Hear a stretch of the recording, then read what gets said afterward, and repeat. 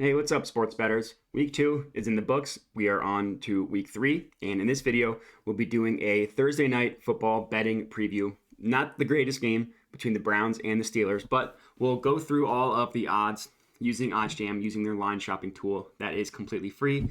Then I will go to the positive expected value page and see if we can find any positive EV bets for this game. So, cool thing about using OddsJam, if you just go to oddsjam.com, hover over sports, click NFL, you can click into all of these different games. And obviously for this one, we're looking at the Thursday game. So if I just click into it, pulls up the main lines, main markets, I should say, all on one screen. So we got the money line, we got the point spread, and we got the total points, all on one screen that we can kind of scroll through.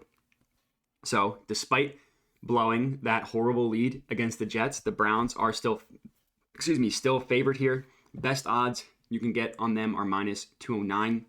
The OddsJam line has them at minus 226.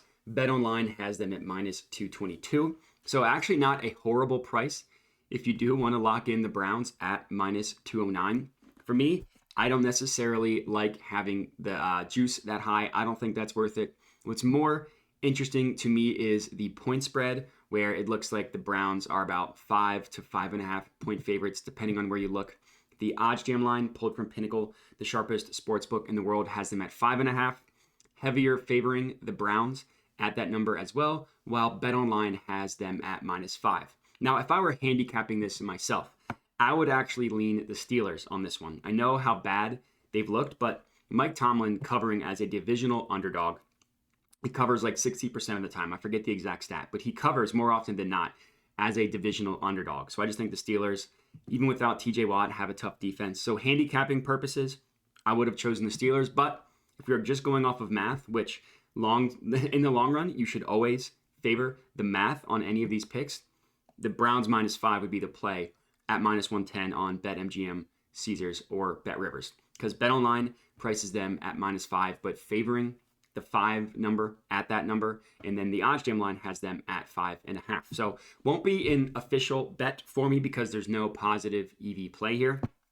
But if I were just giving my own prediction, I would have guessed Steelers plus 5.5. But my official OddsJam prediction, because you always want to trust the math, we'll go with Browns minus 5. In terms of the total is hovering, depending on where you look, between 39, 39.5, and 38. Now, I did look at this before recording. A couple books have it at 39 at minus 110 odds, like you see here on WinBet. So this would probably be my favorite play, is this game going under 39. Jacoby Brissett at quarterback on one side, Mitchell Trubisky quarterback on the other side. The Steelers haven't scored double-digit offensive points. Keep that in mind, offensive points in either of the two games. The Browns, this will be the best defense they'll face off by a mile. So I don't think a lot of scoring is going to be coming in this one. So the minus 110 on WinBet, not a positive expected value play with the VIG removed, so not an official bet. But in terms of any of the mainline plays, the under is my favorite. But what's more important is checking out the positive expected value page. Using OddsJam, using the positive EV tool, you can identify betting opportunities that have some sort of edge associated with them. So I mentioned a bunch of times, not plus EV with the VIG removed. If you're looking at a play like this, plus 100, minus 112, minus 110, minus 110, this is what you'll see most often, minus 110 each way. If we think about the math behind that, if I bet $100 on the over 39, someone else bets $100 on the under 39. If it goes over, I win my bet and I profit about $90, right? 100 risk at minus 110 odds equals $90 in profit. The underside of that bettor loses all 100. So that $10 gap between my profit and the other side of it, what they lost, that is the VIG. That is how sportsbooks make money. So in order to determine profitable plays, you need to remove the VIG and then find out what the true line of a bet is. And that's exactly what OddsJam does on the positive expected value page. So it looks like there are 2 plays here for on this positive EV page. I actually really like this Mitchell Trubisky rushing yards over 12.5. It's a lower EV percent, only 0.72, but I'm actually going to lock this in for just a half unit. I think that this is worth a half unit play. Now, I did look it up. He hasn't hit this in any of the 2 games yet. But I do think that eventually to get the offense going, they're going to need to use his legs more because he is an athletic quarterback. He's just not a good one. I also wouldn't be surprised if Kenny Pickett made his way to the starting quarterback more often or sooner rather than later. But regardless, this is a positive EV bet. Getting Mitchell Trubisky over 12.5 rushing yards at -101 on Caesars. So I mentioned the no vig odds, removing the vig. Prices this at about -102.5.